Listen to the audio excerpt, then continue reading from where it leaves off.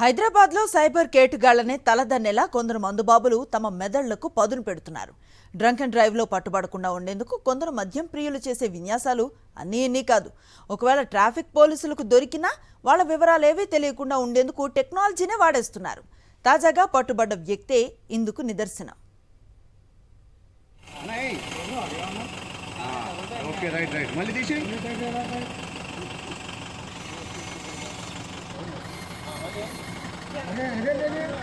మళ్ళా చేంజ్. రాత్రి Jubilee hills వద్ద డ్రంక్ అండ్ డ్రైవ్ తనిఖీల్లో భాగంగా ఓ BMW కార్ నాపారు పోలీసులు. అయితే ఆ కార్ నడిపిన వ్యక్తికి బ్రీత్ అనలైజర్ టెస్ట్ చేయగా ఆల్కహాల్ సేవించినట్లుగా తెలిసింది. దీంతో కారు వివరాలు నమోదు చేయడానికి ప్రయత్నించిన పోలీసులు కంగుతిన్నారు.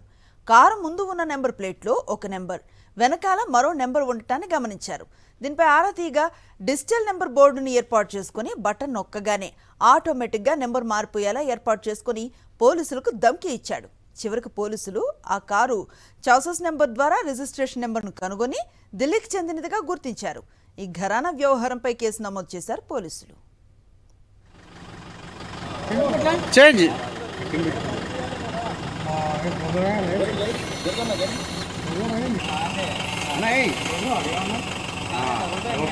మళ్ళీ తీసి